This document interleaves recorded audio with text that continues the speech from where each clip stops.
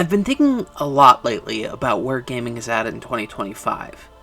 On one hand, it's impossible to deny that gaming is more accessible than ever, especially the first-time developers looking to create their passion projects, and honestly, that's a beautiful thing. The very best gaming has to offer these days often comes from smaller studios, or even a singular person, devoted to the craft and the vision of their game, regardless of what the rest of the industry might be doing. The barrier of entry has never been lower, and that has led the indie scene to be truly where the most interesting work persists, and some of that energy has even seeped into the AA scene. The best games of the last 10 years rarely appear in the AAA mess, but instead in smaller studios or one person's room giving everything in their life to their vision.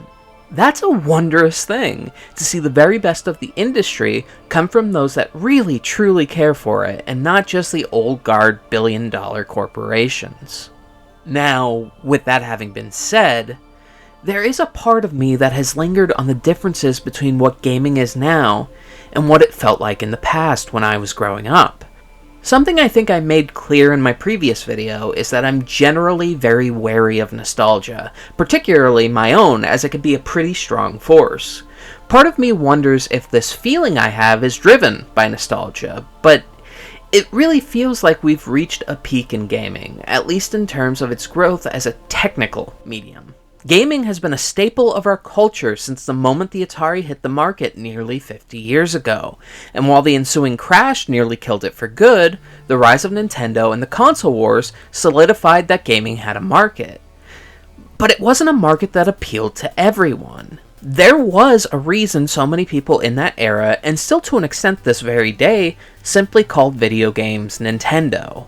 Now, I'm not saying that's an attitude that doesn't exist anymore, it certainly does, but at some point between the 6th and the 8th generation of consoles, a shift happened. Maybe it was the rise of the PS2 as a cheap DVD player option, or the wealth of mature games hitting the console market that didn't exist as much just a decade earlier. Maybe it was the start of the streaming generation and consoles like the 360 and PS3 being perfect for using said streaming services. And I must admit, I still primarily use my gaming consoles for things like YouTube. Watching YouTube on TV, gang, rise up! Maybe it was the smash success of the Wii, or maybe it was the rise of mobile games that destigmatized it. I'm not sure what the tipping point was, but one thing is for sure true. Gaming is no longer seen primarily as a thing for children only. At least not by as many people that used to see it that way. The expansion of what gaming can be used for meant the rapid ascent of it along with the technological advances of the 2000s and 2010s. Gaming became a powerhouse, evolving on these same accelerated avenues as the rest of the technological market, and this all left us with twinkles in our eyes for what may one day be possible. But part of me has begun to wonder if we're very quickly reaching the end of that avenue. I'm just going to say it, the PS5 and the Xbox Series X graphics barely seem like an improvement from the PS4 and Xbox Ones to me. Now, certainly, aspects have improved tremendously, 4K features, loading times being an absolute dream, but as far as pure graphical jumps between the previous generations and this one, it does feel very slight by comparison. This console generation, it has only been on extremely rare occasions where a game has stopped and wowed me, and those very few times do not make the $500 I spent on the console worth it. I'm glad I have a PS5 just for the games, but I wouldn't say any of those games have felt like a significant jump ahead of where we were 5 years ago. At the very least, not compared to the massive jumps we've had in the past. Now, I don't say any of this to complain about the quality of graphics. To be honest, despite the premise of this video, I care very, very little about the quality of graphics. I'm not one to be chased away by an art style or poor-looking graphics. If I was, I wouldn't still be a Pokemon fan. Genuinely, if we've hit the peak of graphical fidelity, I have no real issues with that. But if we have reached that peak, if we're nearing the end of what's possible, I do feel there's a generation of younger gamers who are missing out on that feeling I had when I was a kid. There is a danger with this video, that I'm lingering in nostalgia, letting my memories of what gaming was intertwine with my fondness of the past to create an issue that might not be there.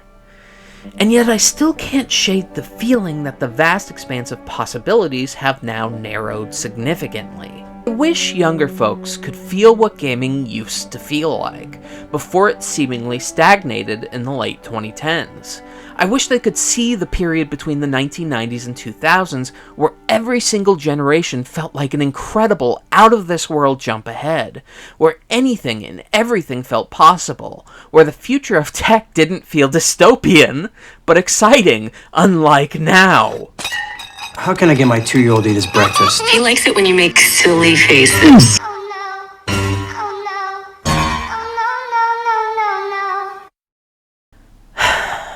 I miss a time where there were constantly little moments you had while playing games where you were just so struck by the expanding horizons of what gaming could be, you had to sit back and say, wow.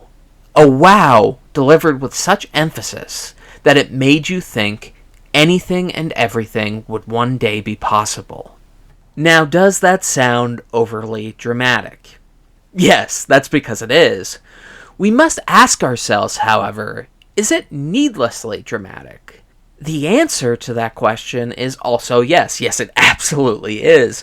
It's also entirely possible I'm wrong, that younger gamers still have these wow moments where gaming feels like it's still on a sharp uphill turn towards visuals and formats we have never seen before.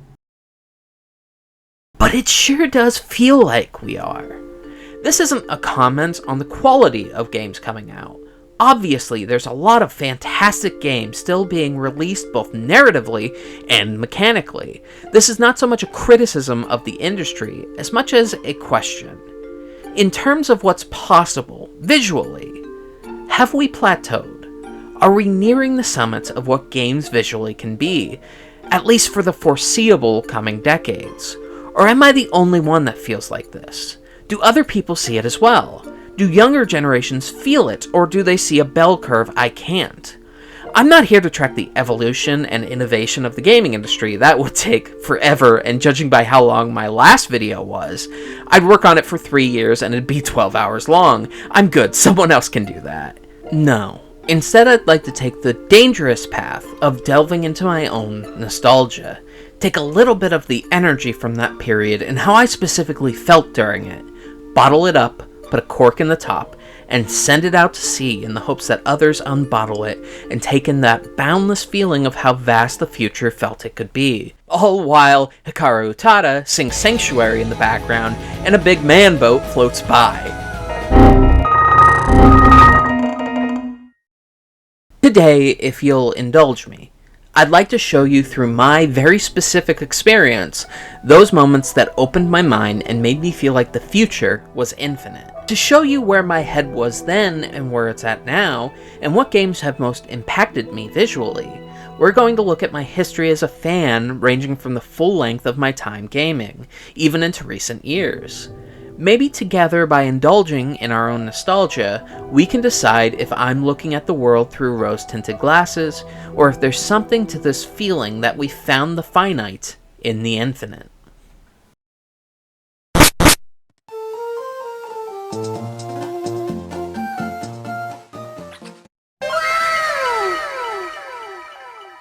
Yeah, we're starting this basic. Really setting the bar low here. This isn't a joke, though. This was a massive moment for me. Now, what you need to understand immediately is that I spent more time during my elementary school years on the Game Boy brand of handheld consoles than any actual at-home consoles. We did have home consoles, but for a long time anything we got would be hand-me-downs multiple years out of date. I was alive as the 3D revolution was happening during the 5th generation of consoles, and that redefining of what gaming could be. But at the time, I truly had very little of an idea any of that was happening at all. To me, for most of that period of time, home console gaming was the NES, and the evolution of gaming for me was me pulling out my Super Mario cartridge, putting in my Super Mario Bros. 3 cartridge, and going, wow, this one has way more color and detail. And considering I am 90% sure I got those games on the exact same day, it hardly seems like that should count as a wow moment in gaming for me. The second half of my elementary school experience happened in the primetime years of Pokemania, and if it wasn't for that Pokemania, I sometimes am not sure I would have ever been as obsessed with gaming as I eventually became. The aforementioned hand-me-down consoles came from a family friend who would donate them whenever she got the newest and latest. I would honestly say in those early years, my sister was more obsessed with gaming than I was. Our games on the NES were platformers for the most part, and I simply was not good enough to make meaningful progress in them. I believe my sister beat Super Mario 3 with a friend who stayed over one night, and that too was a baffling idea to me. Beating a video game? Impossible. So impossible that I vividly remember my first time sitting and playing the Game Boy Color with a copy of Pokemon Blue, where I saw the save function and excitedly told my mom I could beat the game with that one button. Because I was so unaware of saving one's progress in a video game as a concept, I just assumed it meant jumping to the end of the game rather than serving as a bookmark of my progress. Despite this already being the prime period of save files and memory cards, this was a new and exciting experience to my tiny, tiny brain. Now, I do think there's a subtle beauty to the original generation of Pokemon sprite work. While it looks vastly, vastly outdated now, there's something about the limitations of the Game Boy that made the few textures it was able to sneak in look really striking. For some reason, the bricking on each and every building, the oblong gyms, the small little flower textures to highlight the otherwise totally unrecognizable short grass, and even the tiling inside the Pokemon centers that look like the worst 70s carpets ever made. Hell, the Pokemon centers in general feel fresh compared to what we see now. They all have this timeless charm to them that stands out despite just how badly every other aspect of the games have aged. To me, these small little limitations have so much character, and they reach their maximum potential in gold, silver, and crystal. I'm a Gen 2 girly. You will never convince me that these games are bad even if they have major blemishes, a topic I'll probably cover one day. And if we were talking about pure wow moments in gaming without a visual representation, the addition of Kanto would be so very high up there. But I also think the game has held up better visually than most of the Game Boy games of that era. The second generation so expertly uses the actual addition of color that it totally transforms those small little details the first game managed to have. To me, the games still by and large survive artistically and visually compared to the previous generation for that exact reason. Small details like short grass in the first game get highlighted by various shades of green here, allowing for trees, bushes, and tall grass to all stand out in a way they didn't before. The careful shading choices of day and night cycles fit perfectly. Highlighting windows with light after the sun goes down blew my little child brain at the time. Color choices both in buildings and streets are all specifically made in each town to set a tone, whether it be to reinforce a large-scale city feeling heavily polished, or to make a small town feel as rural as intended. I honestly feel like the Game Boy Color's short lifespan really robbed a lot of games of using the gimmick to its full advantage, but Pokemon managed to capture it expertly. Obviously, Heart Gold and Soul Silver are huge upgrades in every way, I'll never argue against that. And even more obviously, these were all things that were no longer groundbreaking when this game came out. But for me, these little changes and the aesthetic that was birthed from the limitations so extreme that the mere idea of color was groundbreaking lives in my very DNA. In a generation in the Game Boy where most systems didn't really take advantage of what color could do, Pokemon was head and tails above everyone else. With my bias being presented, however, unlike the previous two generations, I have a very intense series of memories regarding Gen 3. In most aspects, despite my love of their aesthetics, there wasn't really a massive jump between the first and second generations of Pokemon. But with the Game Boy Advance, the visual distinctions of Ruby and Sapphire genuinely felt like the door being kicked down. For as small and dumb as I was, I will never forget the moment of running past a puddle or a small body of water and seeing that reflection. I stopped in my tracks the first time I looked into a puddle and saw not only my reflection, but my reflection shifting with the movement of the water. Hoenn was an incredible region to highlight the power of the Game Boy Advance, because its use of weather effects was an escalating series of visual effects that never truly stopped throughout the full length and width of the game, whether it be sand, or ash, or rain, or searing sunlight, or the very depths of the ocean itself. Game Freak was basically flexing when they made the decision to combine the heavy rain and harsh sunlight effects in Pokemon Emerald, just to prove that they could. The environments and places feel like a massive step up in terms of uniqueness, with Meteor Falls being one of my favorite in the entire series, just an incredibly unique sandstone cave that wouldn't have been possible to pull off in the previous 2 generations.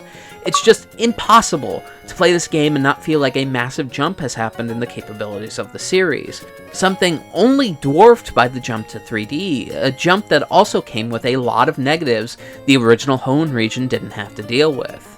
And while I don't feel the other Game Freak editions during the Advance era, Fire Red and Leaf Green, hold up to that same aesthetic microscope, I do feel that Game Freak was able to utilize a system that was largely used for NES remakes on the go in a way many didn't at the time, which is funny considering we're at the opposite end of the spectrum now. I don't dislike Pokemon Scarlet and Violet, in fact I feel the opposite about it, and I'll probably talk about that at some point, but come on.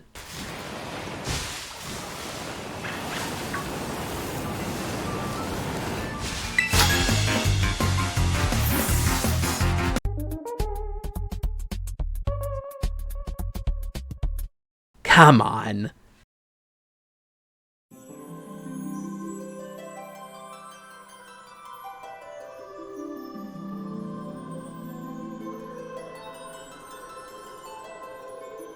I have a very intense but frayed relationship with Final Fantasy as a series.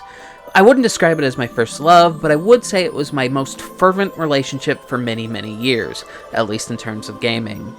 It was, after all, my childhood favorite series. These days, I'd describe our relationship as an amicable divorce. With every entry, it has moved farther and farther away from the things I loved about it, and while the strain of us growing further and further apart hurt me, I'm also not angry with that decision, even if it means there likely will never be another modern entry that captures me. And that's okay. I can hold what was special to me close to my heart and let it be what it has become in its new life. At some point, if something doesn't fulfill you anymore, you move on. My first ever Final Fantasy game was 4, at the time known as 2. It was one of the first home console games I ever owned, right beside the aforementioned Mario Bros. 1 and 3, Duck Hunt, Castlevania 2, the original Metroid, some scrolling airplane game, and Monster Party, a game that haunted my goddamn nightmares as a child, and still sent a chill down my spine as an adult getting the footage for this.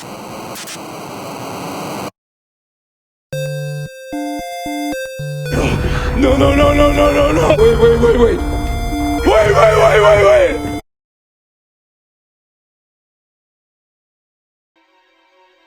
Now, I can't say FF4 stuck out above all the others. In fact, I'd say I had a similar relationship with it as I did the original Metroid. I was deeply curious about both, but my brain at the time just didn't have the mental capacity to make very much headway in either game. Metroid would be a series I'd never touch again because I'm awful at Metroidvanias, but Final Fantasy was a slightly different story. Grinding for levels or understanding how RPG systems worked specifically were elements of RPGs that my dumb brain didn't understand until I was nearly an adult. So I had zero chance when I was in my single digits lost on that world map. Worse yet, I can't remember if the cartridge was faulty or if I just didn't know the function was there, but I never saved my game in FF4, so I was absolutely screwed from the start. Between that and the constantly getting lost, I never stood a chance. My fascination with the cinematic opening of the game, however, remained strong enough to one day be rekindled.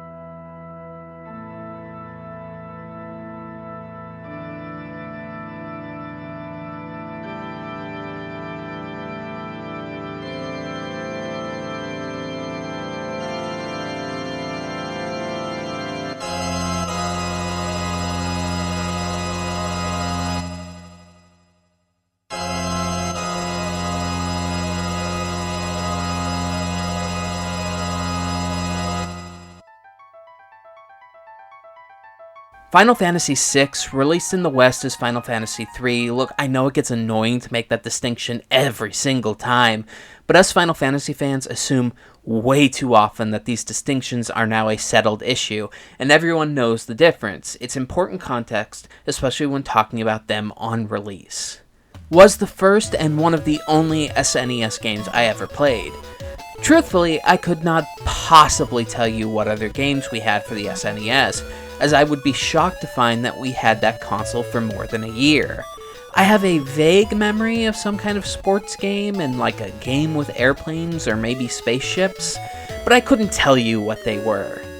All I know is that we got the SNES, the N64, and the PS1 in very quick succession as kids, likely in the early 2000s, all of them singular, and none of them stuck around for long, with the SNES and the N64 being there for the least amount of time. Now, I don't know how or why we got these in quick succession from the same person, but I do know the person that gave us the original NES that gave us all of these consoles was going off to college at the time, and I don't know if we bought them off her individually so she could continue to upgrade to the next console or whatever, or if she was just trying to build up some money to live off of while she was at college. I have no idea. I don't even know what specific year she went to college. I just know it was around that time. But regardless, the ultimate result was that we got one 4th generation console, then one 5th generation console, quickly followed by another from that same generation, one after another, in 2 or 3 years, or there's about.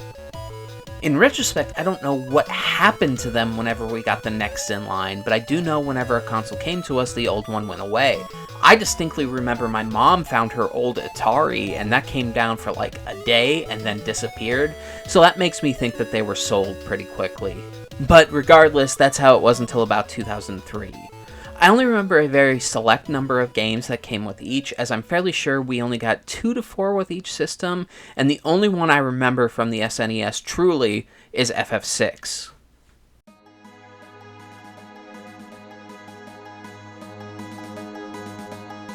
Now, I still couldn't make very much progress in this game. I got a little further than I did in FF4, but not by much, and I'm fairly certain the farthest I got was right before or after Sabin joins the team. But what mesmerized me about 6, despite the lack of progress I made, was the progress between 4 and 6 in terms of sprites. I found the graphical jump to be hugely impressive, sure, and some of the game's world is beautiful, but it's the expressiveness of the sprites and how they're able to present each character's personalities. That's something that couldn't possibly be duplicated until the graphical ability of 3D pushed past the next generation of consoles. There's something to be said about just how advanced the artistic aesthetic of 2D games had become during the 4th generation of consoles, and how they hold up wildly better than anything that came from the 5th. Final Fantasy VI is well and truly breathtaking to me, even to this day. Something I did a lot as a kid was rewrite saves whenever I felt stuck on something, and I think FF6 was the only game I was ever excited to restart on. That opening, the chasm, and that slow walk through the snow and these giant machines and this pseudo 3D cutscene took my breath away.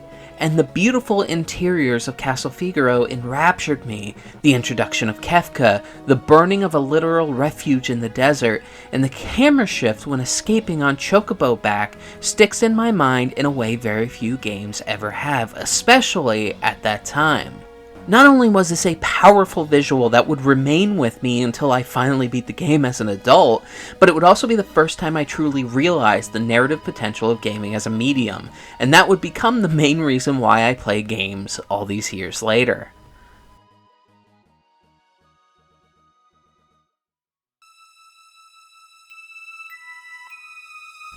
Something the Final Fantasy series seemed to take pride in after FF6 was the absolutely stunning cinematic videos it had to offer. While normal sprite work seemed to regress a bit on the PlayStation 1, the ability to create environments and layer in pre-rendered footage balanced out the visuals to such an extent that you couldn't tell there was technically a sprite regression. I didn't own a PS1 for very long, and in that time I didn't own either 9 or the groundbreaking Final Fantasy VII, No, that slot had to go to my hand-me-down copies of A Bug's Life and Roscoe McQueen Firefighter Extreme. Sure, we had Tomb Raider, but that was the only critically acclaimed game we owned for that system. The only Final Fantasy game I owned on the PS1 was Final Fantasy VIII, and while that's critically acclaimed now, it was seen as a letdown back then. I do sometimes wonder if the girl who gave us this hand-me-down just didn't like FF8, as she seemed to collect the big Final Fantasy titles before this, but only gave us this one when getting a PS1. I do have to wonder if she kept her copies of 7 and 9 and just shirked FF8 onto us because she personally didn't like it, but whatever happened, it suited me just fine, as I became obsessed with FF8.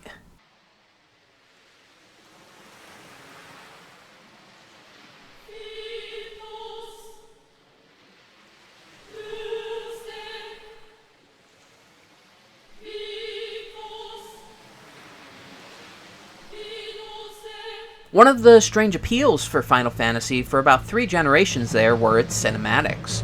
Jaw-dropping and yet only occasionally present. Stunning in their brief yet impactful cameos, as they always felt one or even multiple generations ahead of the curve. Final Fantasy VIII did such a great job, both taking advantage of the incredible cinematics the company was becoming known for, and integrating them into the game in such a way that it blended with the normal sprites and pre-rendered backgrounds seamlessly for the time. And by the way, I stand by the statement that that first disc is the best first disc of a game the entire PS1 generation had to offer. That opening, and the whole of the first disc, I think, is on the same level of the best that Final Fantasy as a series has to offer. I can remember in vivid detail almost every cinematic moment from that first disc, as FF8 was the first FF game, and probably game in general that wasn't Pokemon, that I was able to make any true headway into. The opening, the waltz under the moon with Rinoa, and especially every scene where the sorceress is serving, are just all ingrained into the grooves of my brain. The muscle memory of seeing them for the first time so powerful, I'll never forget where I was when I first experienced them. My favorite, I think, is the ride into war that opens the first true conflict of the game. There's a choice the developers made to linger on Squall's face as he watches the beach landing, that plays into the immediate horrors of war that feels like a loss of innocence. Squall as a character is very guarded and reserved, which gives off an air of being unbothered by the world. But you can't escape that sense that he's about to lose the last lingering aspects of safety he's ever had, and that he feels that. It's an incredible scene, maybe my favorite in the entire game, and it's certainly aided by those advanced cinematics that support the entire landing process. 8 discourages grinding up until late in the game, and the power scaling that comes with that active discouragement was a huge boon to me, as it allowed my dumb child brain to just trip my way forward past where I would have most likely failed prior, even when I didn't at all understand the magic systems of the game. I also think that while the realistic sprite work has held up worse than something like FF9's artistic sprites, the vague outlines and more rigid realistic details of FF8 fit the world and how the cinematics often interact with the player better than its contemporaries. Ambition is the best descriptor of Final Fantasy VIII, and while that leads to a solid handful of problems, it is impossible for me to say it didn't work on me as a child, and that I don't have a massive amount of nostalgia for it.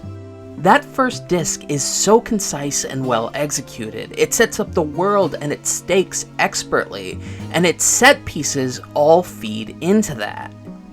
It's something the rest of the game unfortunately doesn't manage to do, but even with that failing, I am still gobsmacked by what it did do, rather than where it dropped the ball.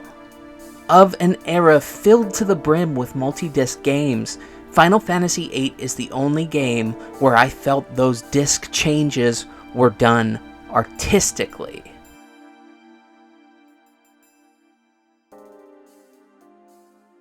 Still, even with all that praise, I wouldn't say Final Fantasy VIII or even Final Fantasy VI is my Final Fantasy. No, that was a reward to be gifted at the dawn of the next generation of consoles.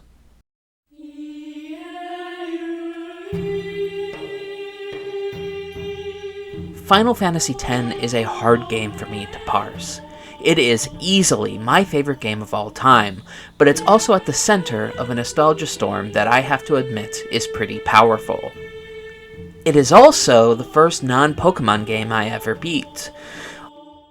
Although admittedly, I did it with a cheat disc. I also had a cheat disc for Kingdom Hearts, but no amount of cheating was going to make my brain understand dodge and block mechanics rather than just spamming attacks. I was a very dumb kid, bordering on a dumb preteen. Sue me, alright? Also, Kingdom Hearts lied to me. Where is my Bahamut summon? The disc said I could have a Bahamut summon Kingdom Hearts. Where is it? So, it's entirely possible I have an issue divorcing it completely from that nostalgia. But honestly, who gives a shit? This video is all about nostalgia, so I am officially freeing myself from the shackles of nuance. Just this once. Final Fantasy X was in a batch of 4 games on the first console I ever got firsthand, and it was that console generation and the power to actually get games I wanted to play that changed how I approached gaming forever. Each and every one of those games felt like a wow moment to me, and Final Fantasy X would end up being the one closest to my heart. The first and most obvious improvement was the expressiveness of the characters. Realized facial animations in most places anyway, that are able to sell emotional moments with graphical fidelity that was unheard of at the time. Voice acting, even as rough as it was, added the final elements of evolution that made FF10 the most memorable and beloved game I have ever played. Another thing that I think makes Final Fantasy X stand out is that it's excellent at creating an atmosphere of unsettling awe. An unsettling awe that plays into the protagonist's lack of knowledge of where he is and how that leads to such heartbreaking plot twists and turns farther down the line. I can distinctly remember what I felt in my chest when I watched that scene where Yuna danced to send the departed dead onto the afterlife, that suffocating, deflating feeling that something was deeply wrong beyond just what I was seeing. The game is extremely careful in only using these cinematic visuals to support the overall story and that feeling of overwhelming sadness and unsettling awe. Spira, after all, has an overwhelming sadness that pervades its every corner, and the cinematics in the game are almost entirely there to present atmosphere and landscapes and suffering under that deeply suffocating sense of despair and defeat this setting offers. Looking out over Xanarkand, watching camps and even entire villages fall to sin, even stunning places like the Mi'ihen High Road and its vast grasslands, or Besaid and its absolutely gorgeous rocky cliffs and pristine crystal sea waters and spotless beaches. They each have this underlying sense of loss, with machinery hanging over every piece of land, dotting the landscape and leaving it in its shadow. A reminder of the generations upon generations of mass death that led to such supposedly scenic views. Final Fantasy X is designed specifically to ease you into the world and trickle information to you little by little, until you know far too much to ever see anything in this world as peaceful or serenely beautiful again. So entrenched in sorrow and loss is everything around you. Every single corner of this game is made with that sorrowful design in mind, which makes the use of Rammstein as the first major song in this game even stranger. Small side story, I was relatively sheltered when it came to music when I was young. My parents listened to like 5 acts and I didn't have an emotional connection to any of them, so when Otherworld hit, it was like nothing I've ever heard. In high school, as I started to get introduced to people who had actual musical taste outside of what their parents listened to, I remember I put Otherworld on an old hand-me-down MP3 player and was listening to it in math class, and someone who had become a friend of mine for a while identified it and asked me if I was into Rammstein. Of course, I lied in response, having absolutely no clue what I was talking about. I'm a big fan. I literally had no idea who Rammstein was, I just knew Otherworld. So thanks, FF10, for the inns of friendship your weird-ass choice gave me in high school.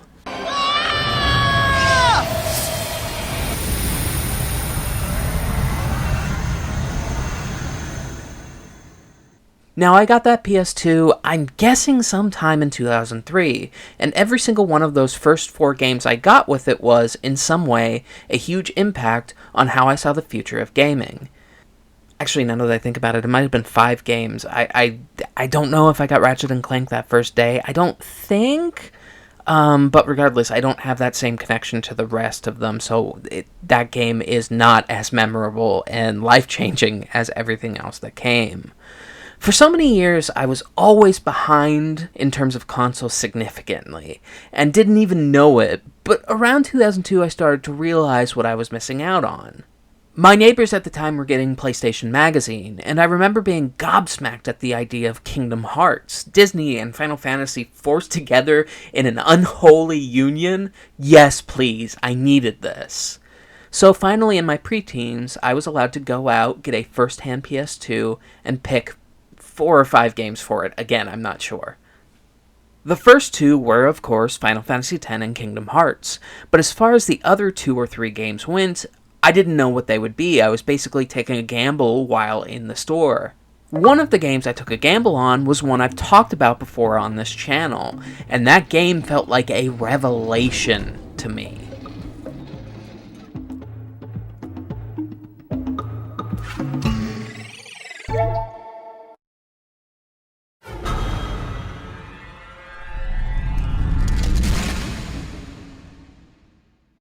I will never forget the first time I popped in Jak and Daxter. While things like Grand Theft Auto 3 were already playing in the open world space at that time, I didn't have my hands on those games, and even if I did, I think Jak would have still blown me away. Not only was this the first time I felt like I had full control over a camera in a game, but the open areas were beautiful to me, the sands and beaches genuinely stunning at the time. But early in the game, there's a moment where you reach the top of a precursor relic, and you can see just huge swaths of the game world out in the distance. And these areas aren't just for show. You'll explore every one as the game progresses. As a mirror, at the end of the game, you're also given this experience again, allowed to look out on the entirety of the world from the highest point in the land, a moment that allows you to take in the full adventure you've gone on in a tangible way. While my edgy childhood brain would go on to eventually enjoy the next 2 games more, I'm gonna kill Praxis! This experience stands heads and tails above not only what the rest of the series would offer, but also over nearly any technical and visual experience I would have over the course of the 6th generation of consoles. As an adult, despite the fact that the game has aged so much, I can see the jump ahead that this was in a way that the other games simply cannot compete with. This was a groundbreaking game that doesn't get enough credit for that fact.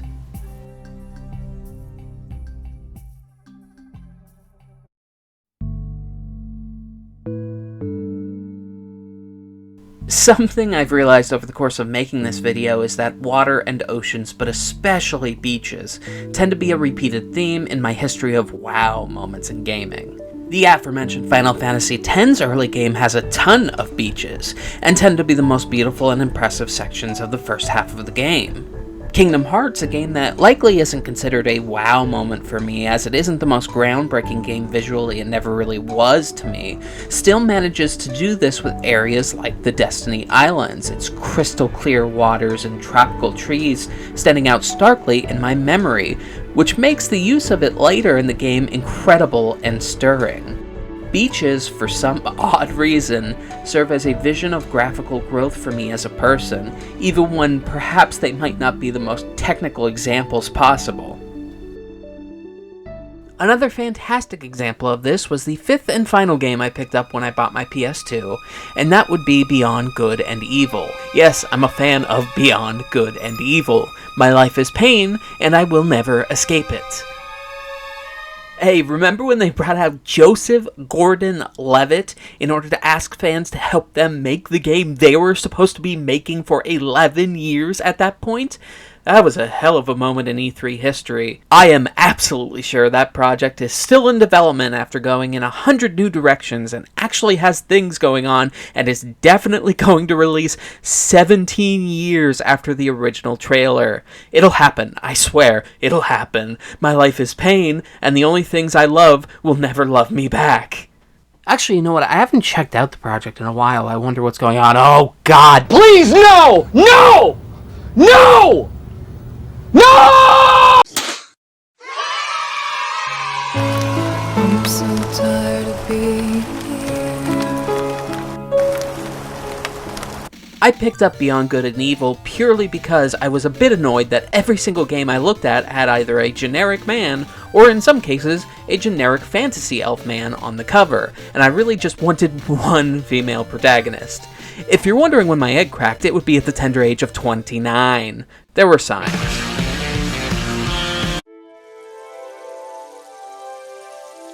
While there are aspects of Beyond Good and Evil that don't necessarily hold up, the artistic style and visuals absolutely do. I feel for Beyond Good and Evil in much a similar way as I do FF6, as I feel it manages to use what the system did well, combined it with very specific artistic vision, and through that made a very expressive, for the time, character and game. But what impresses me most, however, are the segments where you're exploring with the hovercraft, taking in the vistas of the world, and photographing the wildlife that exists within it. While I wouldn't say that Beyond Good and Evil is a cozy game to me, what I can say is despite being absolutely awful at its main mechanics, I played a lot of hours in it just riding around in the hovercraft and looking at all the wildlife within the world. The story and world are incredibly interesting, but the way it brings you in visually to see the animals there, I think is a really valuable tool in getting you invested in that world. The PS2 era would bring many games that I would end up falling deeply in love with, but that wow factor was at its strongest in those early days when the idea of truly 3D games with what felt like limitless graphical ability was new and fresh. As is true with many system generations, however, incredible leaps ahead become the norm the farther into the console generation one gets, and nothing would compare to those early moments. Until a surprising change happened in my life. My family, like a lot of families in the mid-2000s, fell into tough financial straits, and it got worse every single year. As our home repeatedly was threatened to be lost, I offered to sell all my games and systems just to get some money in the house and keep our TV and internet on. This meant both my Game Boy Advance and all my games were gone, as well as my PS2 and every game I'd slowly garnered on it. I think my parents appreciated me for making that sacrifice, and when they found an original Xbox with a handful of games on sale for fairly cheap, they got it for me in return. Now, I won't pretend that any of these games absolutely blew me away, as this happened near the end of the 6th generation of consoles, but that didn't mean they couldn't be visually stirring. Halo is one of the most wildly outdated games visually from that time, so I can't say it was a wow moment. Although my fish brain did get a lot of enjoyment out of that weird little quirk where if you just keep beating the dead bodies in the game, they would never stop spewing blood until the whole screen was filled with it. Stop! He's already dead! But I still do have incredibly fond memories that border on that wow factor, that also happen to share this reoccurring trend of my strange love of video game beaches. But most of all, my god, the distant imagery of the skybox with that massive halo hanging over the entire game is such a fantastic visual choice. Highlighted even more by the endless speckling of stars and that sun that's far too bright to add to a sense of normalcy, dashed by the unsettling massive planet that never moves in the sky because you're not in rotation of a heavenly body, but instead a mechanical interloper in a foreign sky.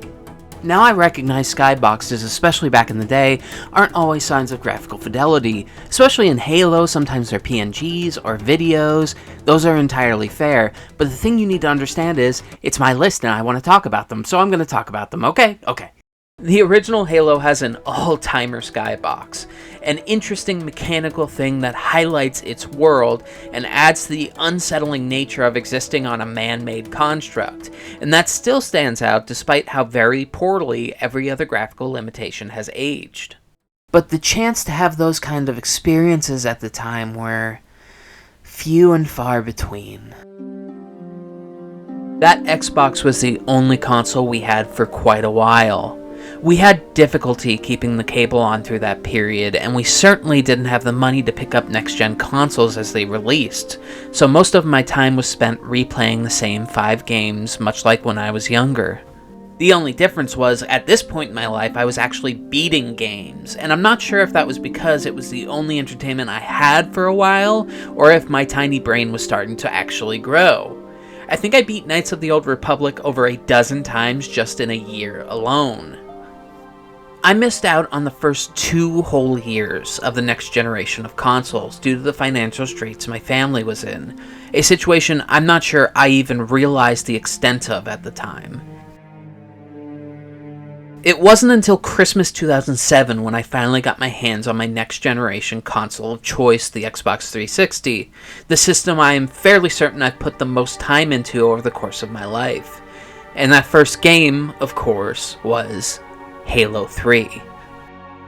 Now, Halo 3 is the game I've played probably the most while getting footage for this video, and part of the reason for that, outside of me just liking the game and having not touched it for a little bit, was me not being able to see that wow factor I had with it when I was a teenager. No matter how dated each of the games I've brought up to this point might be, I can still see how they theoretically might be a jump up from what I was dealing with before that. I remember plugging in my 360 on Christmas morning with no other games except Halo 3, and was absolutely stunned by the experience. The use of shadows and light were so beyond what the previous generation was capable of. I remember being struck by that as I moved in the shadows of the trees in the opening level. It just felt like that first level was such a powerhouse example of what the lighting engine in both Halo 3 and on Xbox 360 was capable of, and I distinctly remember gawking as that level opened up into a sunlit river. Yes, it's the beach thing again. It's always a waterfront. For some reason, 50% of the time, one of the defining characteristics of a WoW moment to me is a goddamned waterfront. I also remember the skybox, specifically in around the Suavo Highway and the Voy area, and the giant artifact off in the distance, pulling clouds around it like an impending storm, a coming backdraft of chaos. It's an impressive skybox in a game with brilliant visual design decisions.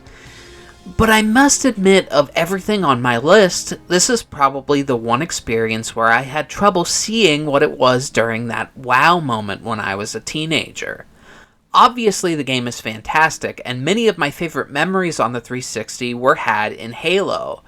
But as far as pure visual wow, my memories were not aligning with that reality. Nothing here feels as truly breathtaking or groundbreaking for its time, like other moments on this list, even including the skyboxes of the first Halo, which still felt breathtaking to this very day to me.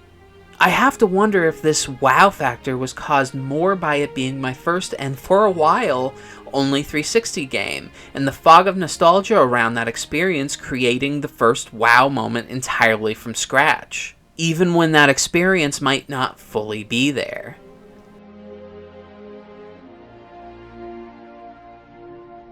Or perhaps it's simply that the 360 lighting engine is wildly unimpressive to a modern eye. I remember my jaw dropping the first time I blew up a scarab and watched the explosion of pure light that came with it, and God is it still satisfying. But it's still a bit of a cheat, and a cheat that was used a lot in the 7th generation of consoles.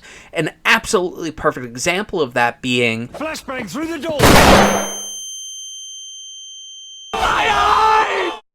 pretty much every Bethesda game that came out pre-Skyrim on the 360. Oblivion and Fallout 3 especially use and abuse bright lights and present it as graphical fidelity, but at the time it did feel like graphical fidelity. Bethesda is a really interesting subject in these kinds of discussions because they constantly feel like they're both 10 years behind the times and yet somehow 5 years ahead. One thing that they do exceptionally well is introduce a world to you. While replaying these games, it's of course a little formulaic and a bit annoying that you spend the first half hour, even sometimes 2 hours essentially in a controlled tutorial. That's an issue that's more glaring on replays when you know the game well. But really, these design decisions prioritize a first playthrough. If there's one thing Bethesda is good at, it's introducing a world. I'm not the biggest Fallout girl personally, but I'll never forget stepping out of Vault 101 and being absolutely assaulted by lens glare, having the immediate rad-filled air affect your vision until your eyes slowly clear and the horrid landscape of a post-nuclear apocalypse Washington, D.C. just sprawl out in front of you. More interestingly, Fallout 4 and Skyrim both still manage to give you this experience, despite the fact that parts of their tutorial are in the open world. And sure, that world is there in a very restricted sense, but especially in Skyrim, you can see that open world in the distance. And yet, the moment you step into the world the second time, into that sea of green and white with Bleak Falls Barrow looming over the horizon and Alduin flying off into the distance, it captures a first impression of the world even more than the cart entering Helgen. But for me, that first experience, that true wow moment in the Elder Scrolls series, was when I was in high school, playing the Elder Scrolls IV Oblivion for the first time.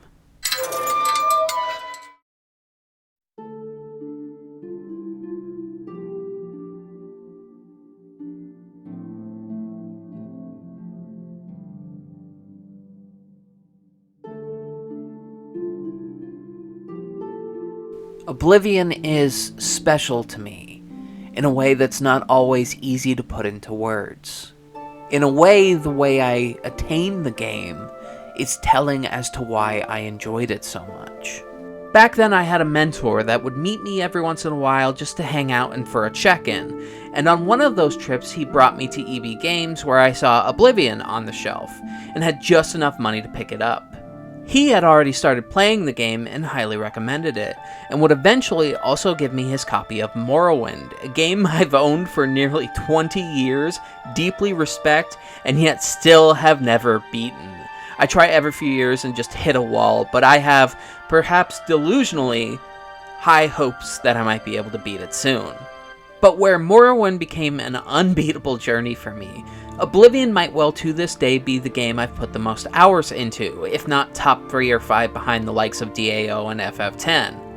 It's maybe one of 3 games I've ever completed every single side quest for, as I'm not a completionist even in my favorite games. But Oblivion awakened in me the same love of open worlds that would one day infest the entire gaming industry and take over the 2010s. It was packed with side quests and high quality that would absolutely enrapture me. From the very first moment I walked out of that sewer and got my ass kicked by the bandits across the water, I was hooked. It's not as easy to see now with how textures tend to pop in and out and are generally outdated in the game, but in a time where linearity in everything except games like GTA ruled, something this open in a world that was not our modern one felt like a level of escapism you could absolutely throw yourself into and never escape. The rolling hills and red oak forests of Cyrodiil were so textured and familiar, it felt like a strange home for someone like me who grew up very rurally. And yet, the dash of fantasy added everything, alien ruins and shrines adding an essence of something beyond modern understanding, coiled into the hills, remnants of a time long forgotten. Another thing I think Oblivion's main pathways does extremely well is displaying the sprawling landscape. Morrowind's draw distance couldn't do this well, and Skyrim's mountainous nature couldn't pull this off in the same way, but the bowl-like landscape of Cyrodiil makes it easy for you to walk among its hills, turn, and look out upon the vast landscape and see the endless world before you. It was the same experience I'd had with Jack years before, but much more tangible, much more explorable. The landscape certainly suffered from the sameness that makes it less interesting than Morrowind or Skyrim, but I think Cyrodiil's landscape design supplements that well. There's an ethereal element to the land of Cyrodiil, a level of familiarity that is dashed with fantasy elements that add a surrealism and a fascination that I was drawn to as a teenager. Even as life fell apart around me as a child, I could disappear into the coasts and hills and forests of Cyrodiil and forget my life for a while. It was a level of escapism that was important to me at the time, as my family struggled through years and years of difficult financial straits and complicated medical issues. Oblivion was a world so vibrant and so familiar and yet so different that I could lose myself in it in a time where I needed that.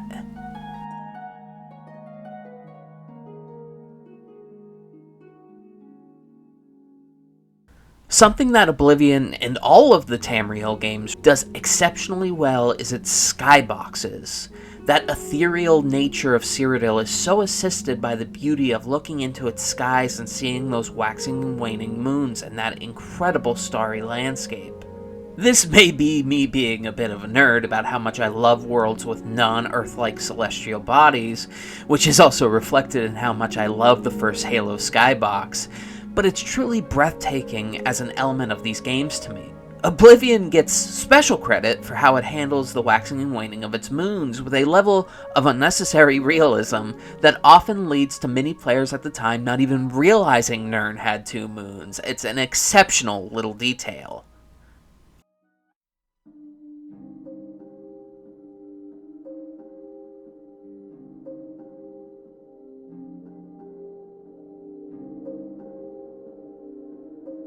I would never say Skyrim is my Elder Scrolls game. I've played it so much less than Oblivion, my computer never runs it, and up until very recently, my only working copy was on the Xbox 360. And I couldn't play it because my 360 has no working disc tray. I have it on the Switch now, and I'd say the playthrough I'm doing now is like the first time I've really committed to a second replay of the game. It's really the second time I've ever really given the full game a chance and went out of my way to do everything. Now, I've poked and prodded at it since the game came out. I've taken advantage of Game Pass to play some of it. I've tried to suffer through the frame rate drops of my terrible, terrible computer playing it, but this is the first time I've had a stable working version that I can commit to and do a full replay of the game. Now, a fun little side story about my experience with Skyrim. When the game came out, I was in the midst of working a really intensive factory job, and it was one of the few times in my adult life where I was doing okay financially. When I heard about Skyrim coming out, I got so excited. Not just because it looked like a fascinating new setting, or that the graphics were a huge jump up from Oblivion, or that there was a cool new gimmick attached to the main character, but also because there were mammoths. I can't lie, a not unsubstantial amount of my Skyrim excitement was seeing a mammoth in the game and wondering how many other Pleistocene mammals we might get to see. The answer was one. It was a saber-tooth and a mammoth, and that's it. Unless you want to count the cave bear, and it's like, do we count asset flips? I don't know. It's not like they set out to make a cave bear model. It's just a bear, but new name. That figures that's kind of the way it goes. I'm one of those weirdos that begrudge dinosaurs because of all the other cool extinct animals that get no attention because of them. I mean, there was a 6-foot-long dragonfly, and there was a sloth that looked like a bear, but was a herbivore, and it would probably be really chill to see. I lay awake at night knowing I will never see a megatherium in my life, and it breaks my heart. Anyway, Skyrim. I was pretty excited for that game. Since I had money, and since the game was released on a night where I wasn't working a 12-hour 7-to-7 shift, I grabbed a friend who showed no interest in the game, but was curious why I wouldn't shut up about it, and we headed to GameStop for the midnight release. We pulled up to this little strip mall at around 11 o'clock, and there was already a semi-sizable line, at least for where I lived, and there were multiple people hanging out in cosplay. Now, this is no offense to the cool people I met that night, I swear. I would do worse if I tried, but I would describe the cosplay that people showed up in as undercooked. One person had taken foam and just painted some really chipped silver paint over it. Another person was in a dollar store cloak and said they were Lucien LeChance. One person had cat ears on and wouldn't stop talking like Mike the Liar. It was a very specific but also very underdeveloped crowd. But the place was really excited. Everyone there was having a good time. I was making friends I wouldn't forget, despite the fact that I would never speak to them again. But at some point in the night, I realized my friend who came with me was no longer at my side and had moved back to his car to lean on its hood. So I, as a concerned friend, walked over to him and asked if everything was okay, and he just said, "I'm uncomfortable." I asked if someone specifically had made him uncomfortable, worried that someone had acted out of pocket, and he just said, "Everyone here makes me uncomfortable." When I asked why, despite very much knowing where this was going, he insisted that the level of excitement there and how people had shown up felt excessive, and that they looked ridiculous, and he expressed that he didn't really want to be seen there. He stuck it out for the last 10 minutes for me, but I would never ask him to come to something like that again. Sometimes, with the gift of retrospect and context, I get the distinct feeling this friend thought we were all giving ourselves into demon worship that night. And he was right. We Satan worshipped for Todd the Liar that night. That's his demon name, by the way. They call him that in hell. As a bit, I think. It's Lucifer's fun little nickname for him. He was excited for Fallout 76. And actually, now that I think about it, maybe it wasn't a fun little nickname at all. Maybe Lucy in the Furs is actually really fucking pissed off at Todd. I don't know. I already sold my soul to the man that night in our secret parking lot blood ritual, so really it's beyond my control now. Hey, what's up? It's me, the devil. What was I talking about before I mentioned my impending internal damnation of the soul? Right. Oh yeah, Skyrim. Now, I don't remember much of my first playthrough of the game. Those 12-hour night shifts were killing me in a more literal sense than I knew at the time. So when I quit that job, I just restarted the whole game over again. While I have an extreme fondness for many aspects of the game, I would never say it had the same effect on me as Oblivion. But one thing that sticks out very starkly in my head is the skyboxes and the view from the game's high mountains.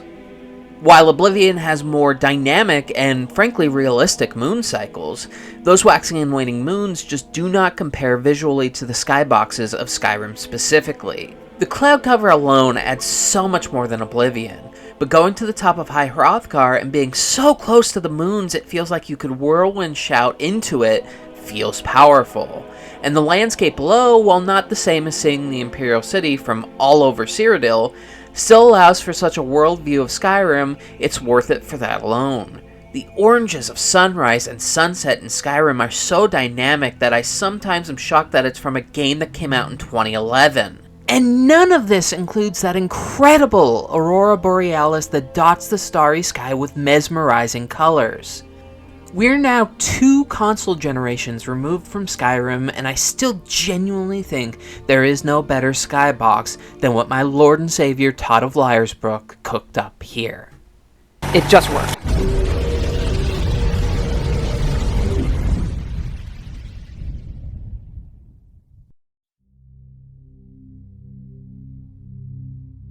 If I look back at my time in this hobby, I can say with utmost certainty that the most games I've ever played on a single console in a single generation happened on the 360. The entire generation occurred in my teen years leading into my early 20s, and each year felt deeply significant. There was the decently long era where I only really had Halo 3 and would use my 360 to just replay the Halo trilogy over and over again. There was the era where I would throw a game onto the big screen TV in the living room we couldn't afford, only getting used when I played a game and others watched me play because we didn't have cable or internet. That transitioned into when we lost my childhood home in the housing crash and moved into a new place I hated and thus spent even more time playing games in. The second half of this whole generation happened when I was at least seemingly healthy and making a living for myself, and so I had money to blow on games for the first time in my life, and really the only time since. I could honestly add far more games here, talk about how BioShock genuinely changed my entire view of gaming as a whole, discuss how significant GTA 4 is to me despite not really jiving with the rest of the series outside of San Andreas. Hell, this was the only console generation where I really indulged in true multiplayer gaming, constantly playing Halo 3 matches on custom maps with friends, or playing Call of Duty games because that was what was popular at the time. It was a bonding period for me, but also a period where all of these visions of what gaming could be felt right at our fingertips. And that's why I worry that this video's concept might be entrapped in the amber of nostalgia. It feels so clear to me that we've basically plateaued in what a game can visually be now, but I'm also in my 30s, living a far more difficult life than I had in the early 2010s. So as I make this video and look back on all those major moments in the hobby and how very open the future felt back then, I do wonder if people who are younger than me will hear me talk about all of this and immediately, and perhaps rightfully, assume I'm an old woman yelling at clouds about how good it was back in the day. And honestly, that might be a fair criticism. That mindset and that life may have poisoned all of the results going forward. I didn't participate much in the 8th generation of consoles until very deep into its lifespan. I became very ill in the mid-2010s and had life-saving surgery during that time, and while I'm stable now, for several years there I was in horrible enough brain fog that I couldn't even really play games. It required a level of effort and concentration my pain levels and new normal did not offer me. On top of that, I was flat broke, caught in between a rock and a hard place health-wise, just trying to find a way to survive in this new normal hell I was under. It wasn't until 2018 when a friend offered me a hand-me-down Xbox One when the idea of gaming finally returned to me. They'd gotten rid of it because the disc tray had broken, but I found fairly quickly that if you were careful and put in a game in a very specific way, it worked fine. But life was still tough, so I didn't indulge immediately. It wouldn't be until close to the end of the whole generation when I started to really invest in gaming again, and until the start of the next generation of consoles where I truly felt like I could actually be considered a gamer again. And it's for that exact reason why the order of things may feel haphazard going forward. This is out of order, as mentioned, as I never owned a PS4 and I didn't play this game until I picked up a PS5, but my experience with this game was so powerful and felt like such a culmination of a journey separate from the final points of this video that I simply could not place it in the chronological order of my own experiences.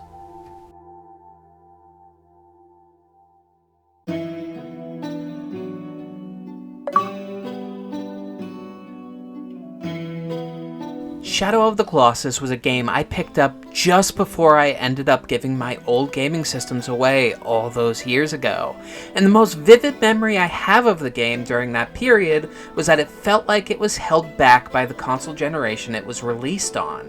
Too ambitious for its PS2 casing. That thought process I had, as it turns out, was proven very right when I revisited it so many years later on far more advanced hardware. Shadow of the Colossus, like all of Team Ico's games really, is a bit outdated to control, and I use that term nicely. But nothing else about the game has ever felt out of date. The remaster takes that to a new level. As far as pure visual fidelity, the landscapes in this game, especially those in the distance, stand neck and neck with the feats the 8th generation of consoles would be doing toward the end of its lifespan, and that's massively impressive for a game that released in 2015, built on an engine created in the mid-2000s. One thing Shadow of the Colossus has in common with a game I previously mentioned in this video, Final Fantasy X, is that the stunning beauty of its world is undercut by the visual reminders of what was lost in order to attain it. You can see what this canyon once was in its ruins and how it was disconnected from the rest of the world violently by the bridges of disrepair left behind. Isolation is the rule of the canyon the game takes place within, and in a way that isolation tells the story of an apocalyptic world at its most hopeful. Grasslands, forests, geysers, rivers, roaring waterfalls, and crystal clear lakes all dot the landscape, enveloping what once was with a new level of life that could have never been possible without that isolation. A world healed. Until you arrive within it. It's you that truly changes this serene landscape. It's your actions that shift it.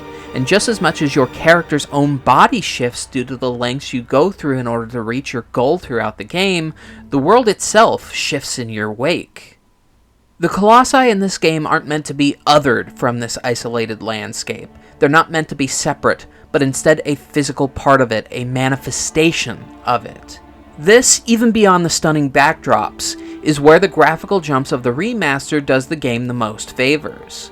The PS4 allows for additional detail that not only matches each of the Colossus' home landscapes, but also shows that they are as one with them as the grass or forests or sands that surround them, thus making it even more haunting when you slay a Colossi, or when you look up into the sky after all of this death and notice the damage you've done to the heavens itself. I could spend a lot more time on Shadow of the Colossus and its allegorical reading of humanity's effect on the environment or human colonialism, but that would heavily derail this video and kill the vibe, so it's best kept for another possible future project. Suffice it to say, every single moment in this game felt like the realization of something I once saw so much potential in, fully realized in a way that only time could give to it. And it's in that way that Shadow of the Colossus represents the whole of the 8th generation of consoles to me. The realization of its potential, of gaming's potential, and that creeping feeling that we're seeing the end of what once felt infinite.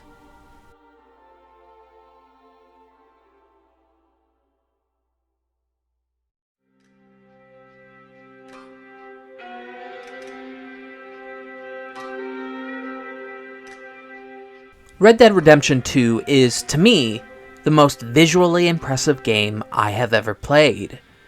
And it's also part of the reason why I chose to do this video. I played it for the first time in 2020, but as with many things during that period in my life, it took about a year for me to fully invest in beating it.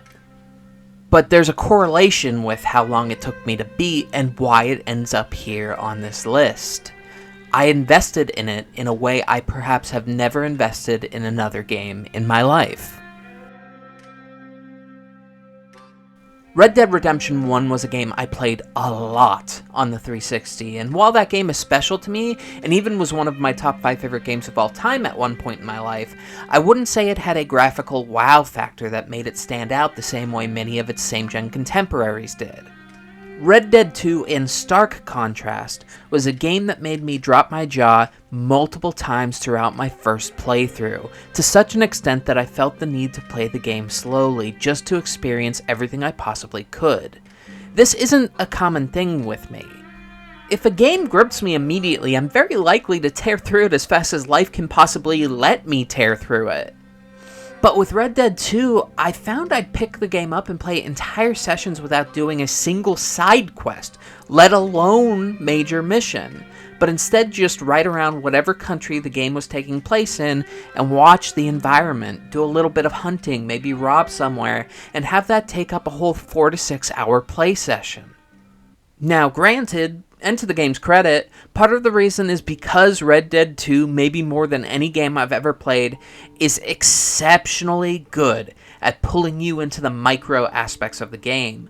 I sure as hell have never hunted purposefully in a game before, but keeping the camp fed makes that experience worth it and almost fun. It feeds back into the story loop in a way that keeps me invested in these non-story side bits. You feel a connection to the overall story, and you feel a responsibility to take care of your camp, even when you know what's going to end up happening. Hell, that in and of itself likely was why I played it so slow too. The knowledge, the dread. The original game adds a mask to the experience that invests you at an even deeper level than without context, and that makes the knowledge of the impending car crash to come even harder to stomach. But even without those factors, I still know that the cornerstone reason, one of the load-bearing pillars of why I felt so comfortable taking so long, was because the environment was absolutely gorgeous. I don't always feel modern games handle shadows well, but Red Dead I think expertly manages to sidestep this issue by creating different shades of lighting at night. Darkness in Red Dead 2 is not one size fits all. It's used in the cinematic, and it comes in dozens of shades and options. Any given night can be cloud-covered, starry, totally pitch black, filled with light rain, absolutely drenched in huge thunderstorms, and each of these come with 3 or 4 different lighting tints. This is highlighted in tunnels, or late nights in Saint Denis. Walking through the early morning fog or the twilight after a day's rain is a euphoric experience. I have never been so flabbergasted by the beauty of fog. It's so enveloping and yet splashed with such incredibly vivid coloring. This is the only game I can remember ever playing where I don't try to avoid the open world when there are storms, because that lighting engine adds so much to the experience of it, and also because the skybox is at its most impressive during a storm, especially the nasty but absolutely breathtaking lightning storms this game has to offer. Genuinely, I have never been more impressed by a lighting engine in my life, and it adds so much atmosphere and beauty to the game that I don't think it has been matched by any games of its like.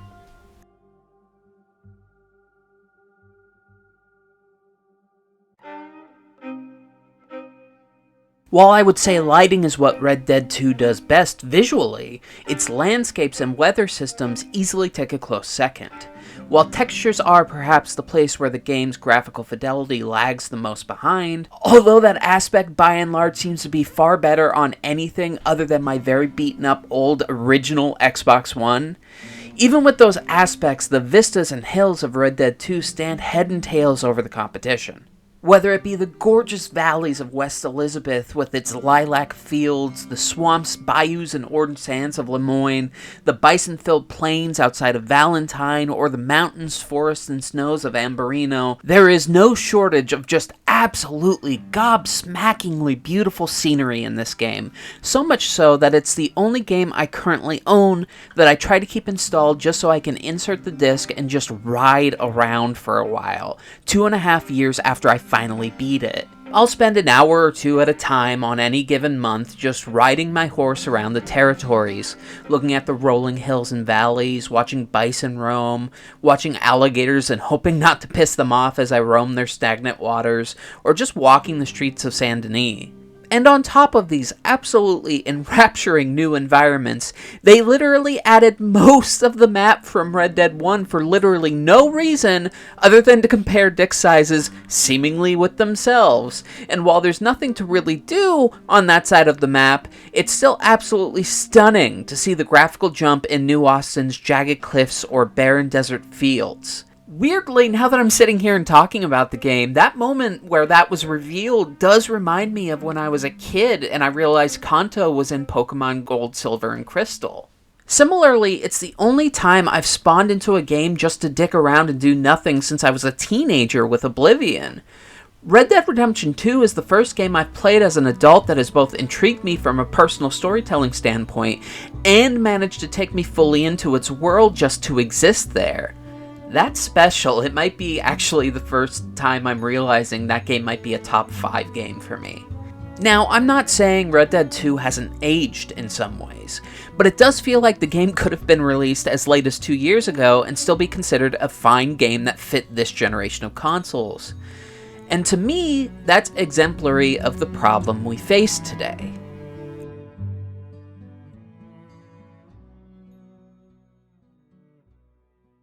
I have one more game I'd like to cover today, the only PS5 game that I can remember having that vivid wow moment with.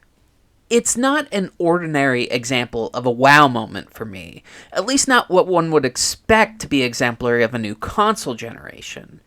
But I think it's why this thought has persisted with me so much of late.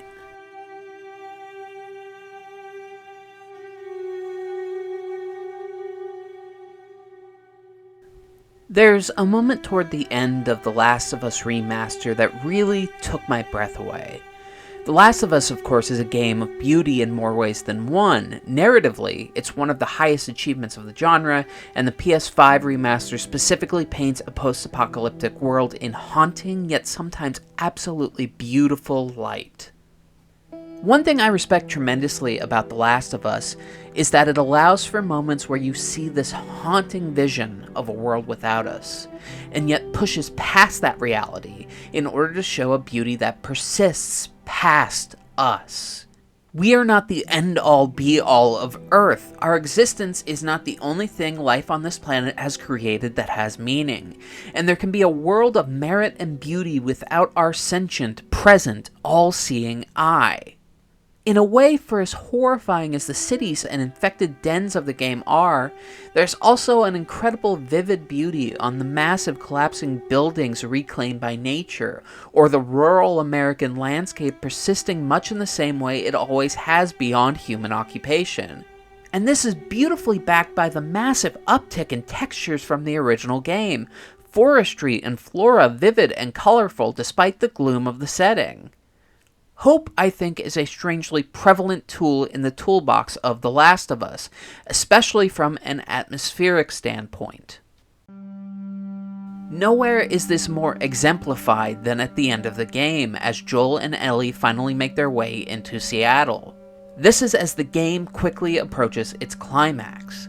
Seattle's off-ramps aren't unlike the rest of the game, where greenery and North America's undergrowth is in the process of reclaiming the metal and cement that we introduced to it. But it's as Ellie rushes in further that the beauty really overtakes us. In a cinematic moment that highlights not all is lost, even after such recent horrors, Joel chases Ellie through an abandoned museum, finally reaching an oversight where a giraffe pokes its head in, unafraid of humans thanks to its unfamiliarity with them. Moving through the building to find the right perch to watch the city through, the two watch what this broken world of humans can produce even after all that's lost, in the most stunning landscape imagery of the entire game. What's fascinating about this scene is not only that it's visually stunning, or that the graphical jump between the PS3 and the PS5 is shown here at its best, but it's also the emotional culmination of Joel and Ellie's positive relationship. That stunning landscape and 4K fidelity is there to support a major emotional moment, one that the game almost wants to encourage you not to leave. From the moment you walk away from that reclaimed Seattle skyline, their relationship, and by extension, secretly the world, is never quite the same. And that's so ridiculously smart to put in on behalf of Naughty Dog in this moment. It is easily the most breathtaking visual wow moment I've had on the 9th generation of consoles. With that high compliment being offered, however, I have to wonder if others felt the same. While I had a PS3 very, very briefly in the early 2010s, it was during a time where I have no memory of it due to stress from factory night shifts my body quite literally could not take. And it's a system that bricked itself not long after I quit that job, so I never got to play The Last of Us until I got a PS5. But that begs the question, would I feel the same about this moment specifically on the PS5 if I'd played the original on PS3 or even the remaster on PS4? Something I have learned in the last 15 years of gaming is that remasters don't always impress me. Some games on this list are fantastic examples. The FF10 remaster, the Beyond Good and Evil remaster, and Skyrim's graphical upgrades feel like they barely add anything of value outside of deeper shadows, better borders, and small texture changes. The Halo remasters I think are well done visually, and they're how I would prefer remasters to be done, but there are mechanical issues with the way they are implemented that hurt the game, and on a personal level, I think both kind of take away from the charm of the Skybox by adding just too much. Even the Oblivion remaster, which to be fair to it, looks 1,000 times better than I ever expected, but is also a game I do not own despite seeing plenty of footage from.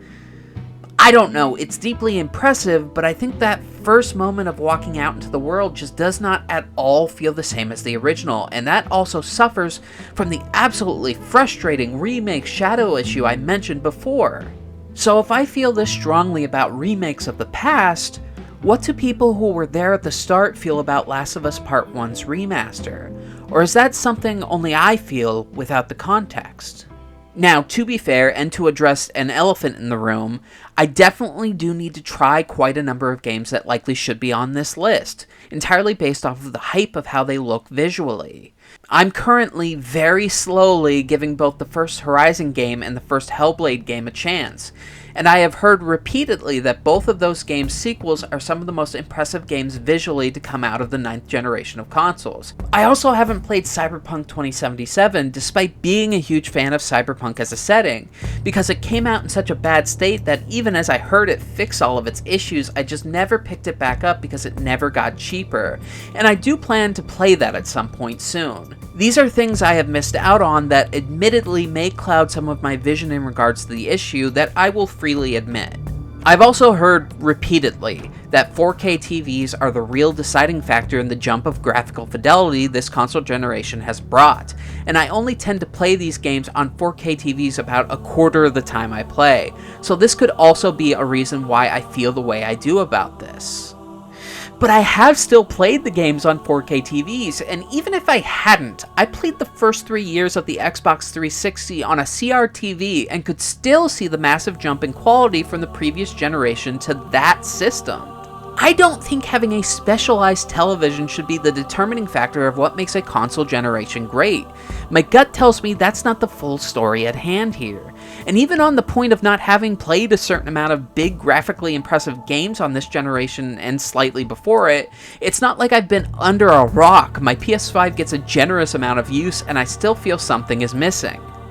And it's not like I'm not seeing these games in various YouTube videos and trailers. I am. And my opinion has not changed. I don't know. But what I find fascinating about this gut feeling I have with where gaming is at in terms of its growth is that I genuinely can't tell if it's an actual phenomena happening right now, or nostalgia goggles mixed with the general malaise I think we're all feeling about the gaming market now, and how little it seems to offer in terms of making consoles actually worth the money you put into it. What's impossible to argue against is that we simply get far less AAA games these days, and what's also impossible to deny is that the amount of money that goes into games like that in order to even approach the visual presentation we're talking about here is astronomical, and it makes me wonder if it's even worth trying to chase that dragon anymore. Despite the point of this video, every game could look like it's 2 generations older than it actually is, and if the story is good or the gameplay is okay, I'd probably be okay with that. I think what makes me feel this so deeply isn't what I feel, so much as what I wonder younger people feel that have only started gaming in the last 10 years. The gaming market is so wildly different now, and I often wonder if generations that came after mine are even able to identify how far we've come, or is the new normal just normal to them? Do they view it the same way as, say, I view the growth of the moving picture? I certainly often have to remind myself that the visual language of film took decades upon decades to reach where it is now, from silent film all the way to what appears to have been the final generation, at least of my generation, digital film. And in a way, that plateau has allowed for filmmakers to use a wide swath of toolkits that simply did not exist 30 years ago, and a lot of those tools were born from the limitations of each era. While recording this, I watched the 2015 movie Carol for the first time, and I was absolutely stunned in place during certain sections of the film with how accurately they were able to express the 1950s setting with films and lens techniques of the era. What once was old and outdated, like using Super 16mm to shoot the film, with time becomes a piece of history that has an incredible use to present the context of the era, a nostalgia baked into its presentation that can add to a scene. In a way, you can see this sort of thing happening in gaming as well. Games that emulate the graphics and feel of the 3rd and 4th generation of consoles have dominated the indie market for a very long time, and in the last few years you can even see independent games that pay loving homage to the low poly styles of the 5th generation of consoles, most especially the PS1 and its very specific look. These styles that people were so convinced were out of date are now highlighted in loving memory within some of the biggest games of the last few years. But I don't think it's a coincidence that so-called AAA experiences now take a decade of unheard of manpower to come out only to rarely look heads and tails above what the rest of the industry is doing, while these love letters of gaming can take visual information of the past and present a better experience. What's old is new again, and what's new isn't exciting anymore. And that brings us finally to the ultimate question.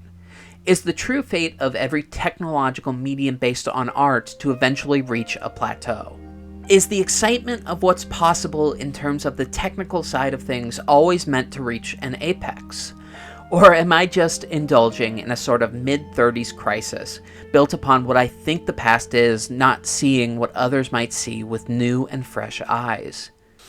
I might revisit this subject once I've played some of the games I listed, but I'd love to not only hear what people think in the comments, but also hear what those wow moments were for you in gaming. I'd like to see a discourse around this all, get the opinions of others rather than just my own musings. And having said that out loud and come to that conclusion, I'm realizing that this whole video was just comment bait and I didn't even realize it. Oh god, what have I done?